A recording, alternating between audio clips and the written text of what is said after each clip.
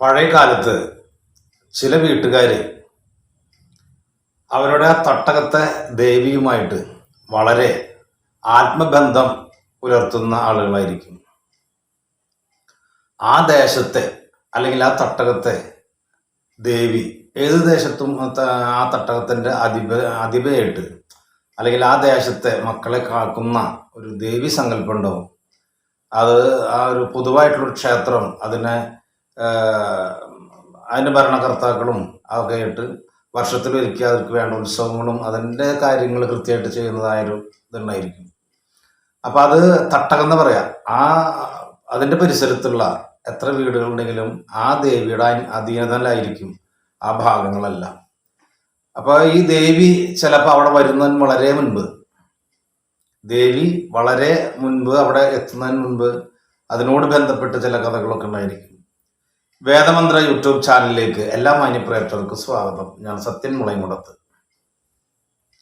അപ്പൊ ആ ദേവിക്ക് ഇരിക്കാൻ ഇരിപ്പിടമില്ലാതെ അല്ലെങ്കിൽ അങ്ങനെ ഒരു ദേശമില്ലാതെ അങ്ങനെ കഴിക്കാനോ അങ്ങനെ ഒന്നും ഇല്ലാതെ ഇരിക്കുന്ന സമയത്ത് ആ ദേവി ചില പ്രത്യേക വിഭാഗക്കാർക്ക് നേരിട്ടിട്ടോ സ്വപ്ന ദർശനത്തിൽ കൂടിയോ ഞാൻ ഇന്ന ആളാണ്, ഞാൻ ഇന്ന ആളുടെ മകള് അല്ലെങ്കിൽ അനുജത്തി അല്ലെങ്കിൽ ചേടത്തി, ഞാൻ ഇന്ന ദേവിയാണ്, എനിക്ക് നിങ്ങളുടെ ഈ ഭാഗത്ത് ഇരിക്കാനായിട്ടൊരു സ്ഥലം വേണം, അല്ലെങ്കിൽ നിങ്ങളുടെ വീട്ടിൽ അല്ലെങ്കിൽ ഇതിനോട് ബന്ധപ്പെട്ടിട്ട് എനിക്ക് സ്ഥലം വേണം, എന്നെ സംരക്ഷിച്ചു കഴിഞ്ഞാൽ നിങ്ങളുടെ നാടും ദേശത്തിനും ഞാൻ നോക്കിക്കൊണ്ട് എന്ന് അങ്ങനെ പറഞ്ഞിട്ട് ആ തലമുറയിലെ വളരെ പഴക്കം ചെന്നിട്ടുള്ളതായ ഗുരുക്കന്മാരോ കാരണന്മാരോടായിട്ടുള്ള ബന്ധം അത് ചിലവരൊക്കെ ഇവിടെ പറ്റില്ല, ഇത് വേറെ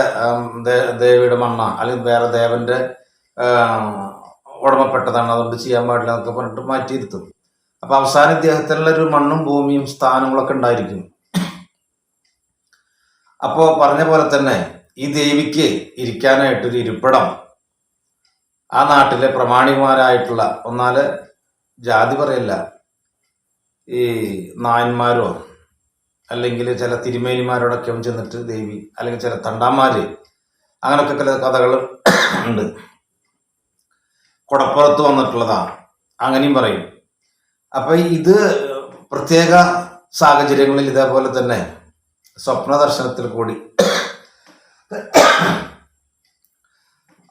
അതത് നേരത്തെ പറഞ്ഞ പോലെ തന്നെ ചില പ്രത്യേക വ്യക്തികളോട് ദേവി സങ്കടം പറഞ്ഞിട്ട് ആ ദേവിക്ക് ഇരിക്കാനായിട്ട് ഒരു സ്ഥാനം കണ്ടു. പിന്നെ അതിനൊരു ക്ഷേത്രമാക്കി. അതൊക്കെ വലിയ വലിയ ക്ഷേത്രങ്ങളും ഭയങ്കര ശക്തി ആർജിച്ചിട്ടുള്ളതായ ദേശവും അല്ലെങ്കിൽ ക്ഷേത്രവും ആ ദേവിയും ആയി തീർന്നിട്ടുള്ള പല ക്ഷേത്രങ്ങളുണ്ട്. അപ്പൊ ഇതിനോട് ചുറ്റിപ്പറ്റി ആ ദേവിക്ക് 16 കമ്പുള്ള കൊട ചൂടിക്കൊടുത്തത്, അല്ലെങ്കിൽ ആ ദേവിയുടേതായ മറ്റു കാര്യങ്ങളൊക്കെ ചെയ്യാനായിട്ട് അവകാശപ്പെട്ടത്, അല്ലെങ്കിൽ ആ ദേവിക്ക് ചെയ്തത്, അത് അങ്ങനെ തലമുറകളായിട്ട് കൈമാറി വരുമ്പോൾ അതൊരു അവകാശമായിട്ട് വരിക. ആ മാല കിട്ടുന്നവരുണ്ടാവും, അല്ലെങ്കിൽ അടിച്ചു തെളിക്കാരുണ്ടാവും, ദേവിക്ക് നിവേദ്യം വയ്ക്കുന്നവരുണ്ടാവും, അല്ലെങ്കിൽ അങ്ങനെ പ്രത്യേകം ആളുകൾ അതിനെ തലമുറകളായിട്ട് തന്നെ ഗുരുമുത്തച്ഛന്മാരുടെ കാലത്ത് തന്നെ അങ്ങനെ കൈമാറി വന്നിരുന്നതുണ്ടായിരിക്കും. അപ്പൊ പറഞ്ഞു വന്നത്, തട്ടകത്ത് അങ്ങനെയുള്ള ദൈവസ്ഥാനം, ക്ഷേത്രം, ആചാരങ്ങളും ഉണ്ടെങ്കിൽ തന്നെ ഈ വ്യക്തികളുടെ കുടുംബങ്ങളിലേക്കും ഇതുപോലെ ആ ദേവീനെ കുടിയിരുത്തേണ്ടതായ സാഹചര്യങ്ങൾ ഉണ്ടായിരിക്കും. ഞാൻ വിശ്വസിക്കുന്ന ദേവി അല്ലെങ്കിൽ അമ്മ എൻ്റെ വീട്ടിലിരിക്കണം എന്നുള്ള സങ്കല്പങ്ങൾ,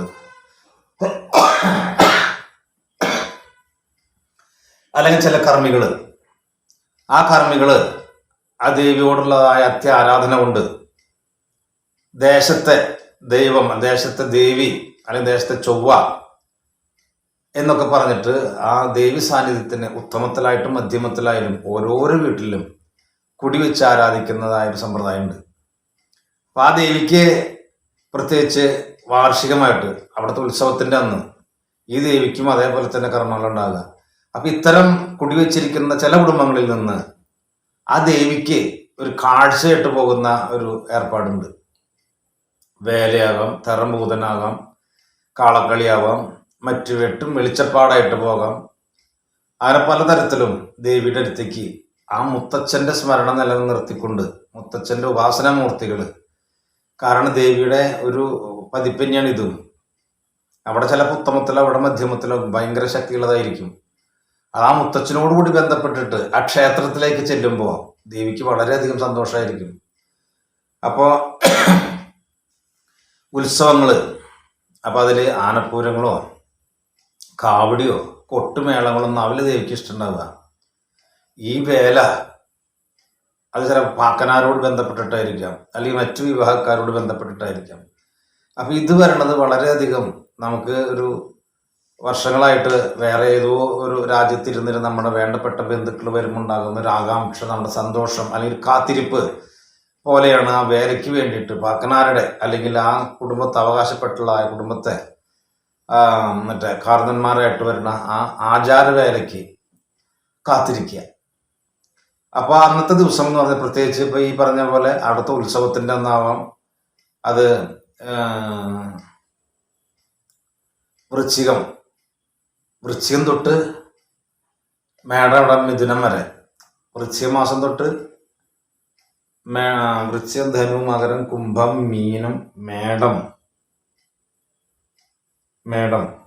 അപ്പൊ ഈ മേടമാസം അവസാനം വരെ ഓരോ ഏത് ഈ പറഞ്ഞ സമയങ്ങളിൽ അല്ല പ്രത്യേക ദിവസങ്ങളിൽ ആയിരിക്കും ഓരോ ക്ഷേത്രത്തിലും ഉത്സവം ഉണ്ടാവുക.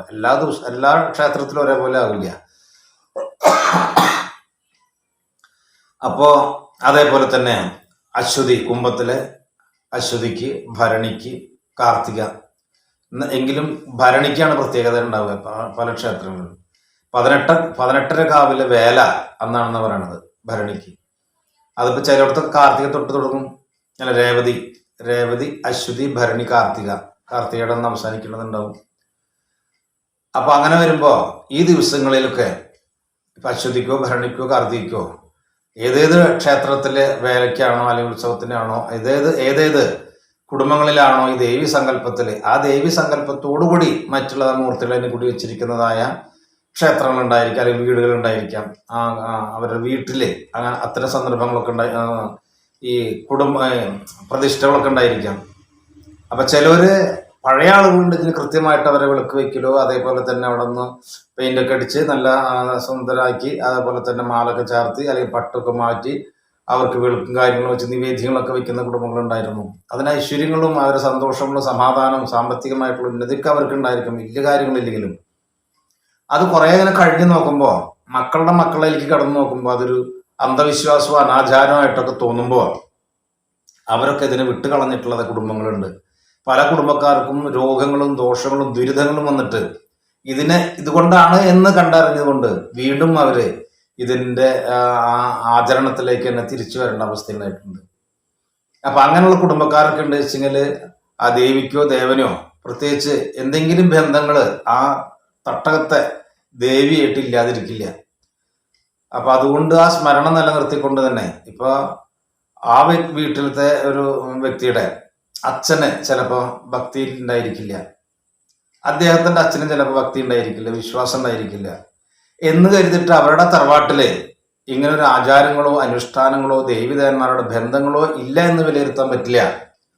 കാരണം മുതുമുത്തച്ഛന്മാരൊക്കെ ആയിട്ട് അത് കൈമാറി വന്നിട്ടുള്ളതാ. ചില വ്യക്തികൾക്ക്, ചില ആളുകൾക്ക് എന്താണ് വിശ്വാസമില്ലാതെ വരാം, അവരുടെ മക്കൾക്കും വിശ്വാസമില്ലാതെ വരാം.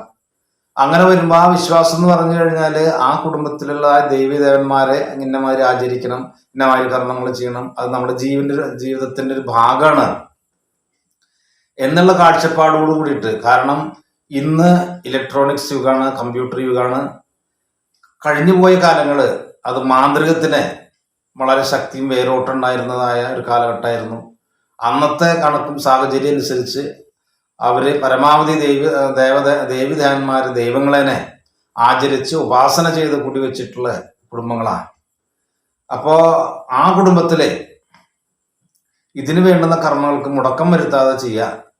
അപ്പൊ ഒരു ദേവിയാവട്ടെ ദേവനാവട്ടെ എന്തോ ഉള്ളതെന്ന് അറിയട്ടെ ആവട്ടെ, അപ്പൊ അത് കൃത്യമായിട്ട് കർമ്മം ചെയ്യാനായിട്ട് അറിയാത്ത മക്കളുണ്ടെങ്കിൽ ആ ദേവിയാണോ അല്ലെങ്കിൽ ചാത്തനാണോ കരിങ്കുട്ടിയാണോ ഗുളികനാണോ ഭുവനേശ്വരനാണോ ആരോ, അല്ലെങ്കിൽ വീരഭദ്രനാണോ ഭൈരവനാണോ ആരോ ആവട്ടെ. അപ്പൊ അതൊക്കെ ചോദിച്ച് മനസ്സിലാക്കുക. ആ വീട്ടില് അല്ലെങ്കിൽ അവരെ തറവാട്ടുകാർ അല്ലെങ്കിൽ അവരുടെ ബന്ധുക്കളോട്, അവരെ അറിയുന്നവരോട്, വയസ്സായിട്ടുള്ള ആളുകൾ, ആ വീട്ടിലത്തെ ആ അച്ഛൻ്റെ പെങ്ങളേനെ കല്യാണം കഴിച്ചു കൊടുത്തിട്ടുണ്ടായിരിക്കാം, അങ്ങനെ അവരൊക്കെ ഇതിനെക്കുറിച്ച് അറിവുള്ളവരായിരിക്കും. അതേപോലുള്ള ആളുകളോടൊക്കെ അന്വേഷിക്കുക. നമ്മുടെ കുടുംബത്ത് അല്ലെങ്കിൽ എൻ്റെ വീട്ടിലിരിക്കുന്ന ദൈവങ്ങൾ ആരൊക്കെയാണ് എന്നുള്ളത് അറിയാം. ഇപ്പം ഒരു നോട്ടക്കാരൻ്റെ അടുത്ത് പോകുമ്പോൾ അതിൽ കണ്ട സമയത്തിന് എന്തെങ്കിലും പറയാം, ചിലപ്പോൾ കൃത്യമായി കൊള്ളണമെന്നുണ്ടാവില്ല, എങ്കിലും അറിയാം ആ നല്ല പ്രശ്നങ്ങളൊക്കെ വെക്കുമ്പോൾ ചിലപ്പോൾ അതിനോടുകൂടി സഹകരിച്ചിട്ട് അങ്ങനെ ഇരിക്കുകയും ചെയ്യും. അപ്പം അതറിഞ്ഞതിന് ശേഷം ദേവിയാണോ ദേവനാണോ എന്ന് മനസ്സിലാക്കി, അല്ലെങ്കിൽ ഏത് ദേവി അല്ലെങ്കിൽ ഏതാണ് ദൈവൻ ഏതാണ്, ഇനിയിപ്പോൾ അതല്ല മലബാരൻ ദൈവങ്ങളുണ്ടോ, അതൊക്കെ അറിഞ്ഞതിന് ശേഷം ഇന്ന ആളുകളാണെന്ന് ആദ്യം മനസ്സിൽ അല്ലെങ്കിൽ അവരെ പഠിച്ചു വെക്കുക. എന്നിട്ട് അവർക്കായിട്ട് കർമ്മം ചെയ്യാനായിട്ട് ഉള്ള സംഗതികളൊക്കെ സംഘടിപ്പിച്ച് വയ്ക്കുക. അപ്പോൾ ഒരു ദിവസം അല്ലെങ്കിൽ വർഷത്തിൽ ഒരിക്കൽ അവർക്കൊരു കർമ്മം ചെയ്യാനായിട്ട്, അതെന്തുകൊണ്ട് നല്ലതാണ്. നമുക്ക് കർമ്മ രീതികളൊന്നും അറിയില്ലെങ്കിൽ തന്നെ നമ്മുടെ വീട്ടിൽ അങ്ങനെ സങ്കല്പം ഉണ്ടായിരുന്നു എന്ന് അറിഞ്ഞു കഴിഞ്ഞാൽ നമുക്കത് ചെയ്യാം. കാരണം അതുകൊണ്ട് ഒരിക്കലും ഒരു നഷ്ടം വരില്ല. ദുരിതങ്ങളോ ഒക്കെ ഉണ്ട് വെച്ചാൽ വിട്ടുമാറുള്ളൂ. എല്ലാവരും ചേർന്നുള്ള കർമ്മം ചെയ്യുമ്പോൾ മാനസികമായിട്ട് വളരെ സമാധാന അന്തരീക്ഷം ഉണ്ടാകുക. അതേപോലെ തന്നെ ആ ഒത്തുചേരല് അത് വളരെയധികം ഗുണങ്ങൾ ചെയ്യും. അപ്പോൾ ആ ദേവിക്ക് നിവേദ്യത്തിനായിട്ട് അവല്, മലര്, ശർക്കര, പഴം, ഇനി മുന്തിരി, കൽക്കണ്ടം, അതൊക്കെ ഉണ്ട് വെച്ചല്ലേ, അതുപോലെ പഴം, ഇതെല്ലാം സെറ്റാക്കി വയ്ക്കുക. അതേപോലെ തന്നെ എണ്ണ, ചന്ദനത്തിരി, വിളക്ക്, കത്തിക്കാനുള്ള തിരി, ഇതെല്ലാം കൊണ്ടുവന്ന് വയ്ക്കുക. അതേപോലെ തന്നെ മഞ്ഞപ്പൊടി, ചുണ്ണാമ്പ്, ഇത്തരം വസ്തുക്കളൊക്കെ അത് വർഷത്തിലൊരിക്കലേ ചെയ്യുന്നുണ്ട്, യാതൊരു തെറ്റുമില്ല. ഇനിയിപ്പോൾ ഉള്ളത് എന്താണ് വെച്ചാൽ വെക്കുന്നതുകൊണ്ട് കുഴപ്പമില്ല. അപ്പോൾ ഇതൊക്കെ തയ്യാറാക്കി വെച്ചിട്ട് പ്രസാദത്തിനുള്ളത് ആദ്യം ഒന്ന് ശരിയാക്കി വെക്കുക. അത് നല്ല പ്ലേറ്റിൽ തളികയിലോ അതില്ലാത്ത പക്ഷം ഇലയിലോ, അപ്പോൾ അതിൽ എത്ര മൂർത്തികളുണ്ട് വെച്ചാൽ അത്ര മൂർത്തികൾക്കും ഓരോ നാക്കല, ആ നാക്കല മുറിച്ച് വയ്ക്കുക. നാക്കല ഇല്ലെങ്കിൽ അതിനൊത്ത ചീന്തലായാലും മതി വെച്ചിട്ട് എല്ലാത്തിലും ആദ്യം അവല് വയ്ക്കുക, പിന്നെ മലര് വയ്ക്കുക, പിന്നെ ശർക്കര വയ്ക്കുക, പഴം വയ്ക്കുക, മുന്തിരി, കൽക്കണ്ടം വാങ്ങിയിട്ടുണ്ടെങ്കിൽ അത് വയ്ക്കുക, പിന്നെ അപ്പം, അട, അത് ഇതൊക്കെ വയ്ക്കാം. അതിലൊന്നും തെറ്റില്ല. ഇത്രയെങ്കിലും ആദ്യം വയ്ക്കുക. അത് വെച്ചതിന് ശേഷമൊക്കെ തയ്യാറാക്കിയിട്ട് വേറെ ഇല കൊണ്ട് മൂടി വയ്ക്കുക. അത് പിന്നെ ഇത് തയ്യാറാക്കി വെച്ചതിന് ശേഷം ഈച്ചൊന്നും വന്നിരിക്കുന്നത് സുഖമുള്ള ഏർപ്പാടില്ല. അങ്ങനെ ദൈവങ്ങൾക്ക് ഇപ്പൊ ഒരു 3 4 5 ദൈവങ്ങളുണ്ടെങ്കിൽ ആ പരിസരമൊക്കെ ഒന്ന് കഴുകി വൃത്തിയാക്കി, ദൈവങ്ങളേനും കഴുകി വൃത്തിയാക്കി, എന്നിട്ട് അവിടെ ഓരോ വിളക്ക് വയ്ക്കുക. ആള് ഒന്നൊക്കെ അനുസരിച്ച് ഓരോരുത്തർക്കും വിളക്ക് വെക്കാണ്ട് വെച്ചാൽ അങ്ങനെ വയ്ക്കുക, അല്ലെങ്കിൽ ഒന്നുള്ളൂ വെച്ചാൽ അത് കത്തിച്ച് വയ്ക്കുക. 5 തിരിയിട്ട് കത്തിച്ചാൽ വളരെ നന്നായി. 5 തിരിയില്ലെങ്കിൽ 2 തിരി കിഴക്കോട്ടും പടിഞ്ഞാട്ടിട്ടാലും നന്നായി. അപ്പോൾ അതാദ്യം ദൈവങ്ങളെ കഴുകി വൃത്തിയാക്കിയിട്ട് ഇതിൽ അവർക്കായിട്ട് കുറച്ച് വെള്ളം വയ്ക്കുക. അതേപോലെ തന്നെ കളഭം ഒരു പാത്രത്തിൽ, കളഭമൊക്കെ വാങ്ങണം, കളഭം വാങ്ങിച്ചിട്ട് അതുകൊണ്ട് കുറിയിലാക്കി വയ്ക്കുക. ചന്ദനം നല്ലതിൽ, അല്ലെങ്കിൽ അരച്ചാലും മതി ചന്ദനം, ഇല്ലാച്ചും കളവപ്പൊടി മേടിച്ചിട്ട് അത് തയ്യാറാക്കി വയ്ക്കുക. പിന്നെ കുറച്ച് പുഷ്പം, അതേപോലെ തന്നെ ചന്ദനത്തിരി, അതുപോലെ ധൂപം, ദീപം. അപ്പോൾ ഇതിനൊക്കെ ഒന്ന് പുകയ്ക്കണം. പഞ്ചാർച്ചന പൂജയാണ് ചെയ്യുക. അപ്പോൾ ആ പഞ്ചാർച്ചന പൂജ ചെയ്യുമ്പോൾ ജലഗന്ധ പുഷ്പ ധൂപ ദീപം, ഇതാണ് പഞ്ചാർച്ചന. അപ്പോൾ ആദ്യം ജലം കൊണ്ട് പൂജിക്കുക, പിന്നെ ഈ കളഭം കൊണ്ട് പൂജിക്കുക, പിന്നെ പുഷ്പം കൊണ്ട് പൂജിക്കുക, പിന്നെ ഈ സാമ്പ്രാണിയോ അല്ലെങ്കിൽ എന്തൊക്കെ ഇട്ടിട്ട് പുകയ്ക്കാനായിട്ട് കണലിട്ടിട്ട് അതുകൊണ്ട് പുകയൊക്കെ വരുത്തി അതുകൊണ്ട് പൂജിക്കുക. പിന്നെ കൊടിവിളക്കിൽ എണ്ണ ഒഴിച്ച് തിരിയിട്ടിട്ട്, നെയ്യാണെന്ന് വെച്ച് വളരെ നന്നായി, ഇല്ലെങ്കിൽ എണ്ണ ഒഴിക്കുക, തിരിയിട്ട് കത്തിക്കുക. ഇനി കൊടിവിളക്കില്ലെങ്കിൽ ചെരാതിൽ തിരിയിട്ട് വെച്ചിട്ട് എണ്ണ ഒഴിച്ചാലും മതി. എല്ലാവർക്കും ചിലപ്പോൾ ഉണ്ടായിരുന്നു വരില്ല. കർമ്മികളൊക്കെ ആണോ പൂജയ്ക്ക് പോണവരൊക്കെ ഉണ്ടായിരിക്കും, അല്ലാത്തവർക്ക് ഉണ്ടാവാൻ വഴിയില്ല. അപ്പം ഇതൊക്കെ തയ്യാറാക്കി വെച്ചതിന് ശേഷം ദേവീനെ അല്ലെങ്കിൽ ദൈവങ്ങളെ കഴുകി വൃത്തിയാക്കി അവർക്ക് ഓരോ പൊട്ട് വെച്ചു, ആ പൂവൊക്കെ ചൂടി, അതിനുശേഷം എല്ലാ സംഗതികളും തയ്യാറാക്കി വെച്ചു. എന്നിട്ട് കിണ്ടിയിൽ വെള്ളം എടുത്തിട്ട് 2 കിണ്ടി ഉണ്ടെങ്കിൽ നന്നായി, അപ്പോൾ ഇടയ്ക്ക് ഇതൊക്കെ തൊട്ടിട്ട് വലിയ കർമ്മങ്ങളൊക്കെ ചെയ്യുന്ന വലിയ ആളുകളൊക്കെയാണ് ചില അതങ്ങനെ നോക്കാറുള്ളൂ. അപ്പോൾ അതിൽ ഇപ്പോൾ കർമ്മങ്ങൾ ചെയ്യുന്നുണ്ടിരിക്കുന്ന സമയത്ത് നമ്മുടെ സംഗതി എന്തെങ്കിലും ഒന്ന് താഴ്ത്ത് തട്ട്, അല്ലെങ്കിൽ ശരീരത്തിൽ വല്ല ഈച്ച വന്നു, അല്ലെങ്കിൽ കൊതു വന്നു തട്ടി കഴിഞ്ഞ് അശുദ്ധമായി എന്നുള്ളതാണ് വെപ്പ്. അപ്പോൾ അടുത്തിരിക്കുന്ന കിണ്ടിയിൽ കുറച്ച് വെള്ളം അന്ന് എടുത്തിട്ട് കൈ കഴുകിയിട്ട് വീണ്ടും പൂജയിലേക്ക് ഇറങ്ങാം. അപ്പോൾ 2 കിണ്ടിയിലുണ്ടാവും വെള്ളം. അപ്പോൾ അത് ഇടയ്ക്കിടയ്ക്ക് കൈ കഴുകുന്നുണ്ട്, ശുദ്ധമാക്കുന്നതുകൊണ്ട് യാതൊരു കുഴപ്പമില്ല. അപ്പോൾ പറഞ്ഞു വന്നത് ആ ദേവനെ അല്ലെങ്കിൽ ദേവിക്ക്, ഇനി ദേവന്മാരൊന്നുമില്ല, ദേവി മാത്രമേ ഉള്ളൂ, ദേവി ചൊവ്വ എന്നുള്ളതിലോ അല്ലെങ്കിൽ ആ സങ്കല്പത്തിന് ഭദ്രകാളി എന്നെ ജ്ഞാനിക്കുക. കുറി വെച്ചു, കഴുകി, പൊട്ട് വെച്ചു, പൂവ് വെച്ചു. ഇനി ജലം കൊണ്ട് ഒരു 3 തവണ പൂജിക്കുക. മന്ത്രങ്ങളൊന്നും അറിയില്ല വെച്ചാലും ഭഗവതി ഭദ്രകാളി എന്ന് പ്രാർത്ഥിക്കുക. അല്ലെങ്കിൽ ഓം ഐം ക്ലീം സൗം ഹ്രീം ഭദ്രകാളി നമ, ഭദ്രകാളിയുടെ മൂലമന്ത്രമാണ് അത്. അതുകൊണ്ട് ആദ്യം ജലം പൂജിക്കുക. പിന്നെ അത് കഴിഞ്ഞിട്ട് ഈ ചന്ദനം കൊണ്ട്, ചന്ദനം കൊണ്ട് പൂജിക്കുക. അതവിടെ വെച്ചൊന്ന് കൈ കഴുകണേ നന്നായി. എന്നിട്ട് പുഷ്പം എടുത്തിട്ട് ദേവീനെ പൂജിക്കുക. അത് കഴിഞ്ഞിട്ട് പിന്നെ ധൂപം, അത് പൂജിക്കുക. ഇനിയിപ്പോൾ ധൂപത്തിന് ഈ അഷ്ടഗന്ധോ സാമ്പ്രാണിയോ ഇല്ലെങ്കിൽ ചന്ദനത്തിരി കത്തിച്ച് വയ്ക്കുക. അതുകൊണ്ടൊന്ന് കാണിക്കുക, അപ്പോഴും പുക വരും. അതിന് ഇതിൽ മുറിച്ചിട്ടിട്ട് കട്ട് ചെയ്തിട്ടിട്ട് കത്തിച്ചാലും കുഴപ്പമില്ല. വല്ല മറ്റേ എന്തെങ്കിലും കണലൊക്കെ ഇട്ടിട്ട് കത്തിക്കുകയാണെങ്കിൽ അതിലും പുക വരും. അല്ലെങ്കിൽ കർപ്പൂരം കത്തിച്ചിടായാലും ശരി. അപ്പോൾ അത് കാണിക്കുക. അത് കഴിഞ്ഞ ശേഷം പിന്നെ ദീപം കാണിക്കുക. അപ്പോൾ ആ ദീപമൊക്കെ ഇതെല്ലാം കഴിഞ്ഞതിന് ശേഷം പിന്നെ നമ്മൾ നിവേദ്യത്തിനായിട്ട് വെച്ചിട്ടുള്ളതായ അത് അങ്ങനെ ആ നാക്കലോട് കൂടിയിട്ട് തന്നെ ദേവിയുടെ മുന്നിലേക്ക് എടുത്ത് വയ്ക്കുക. അവിടെയൊക്കെ ഒന്ന് ശുദ്ധമാക്കിയതിന് ശേഷം ഇത് വയ്ക്കുക.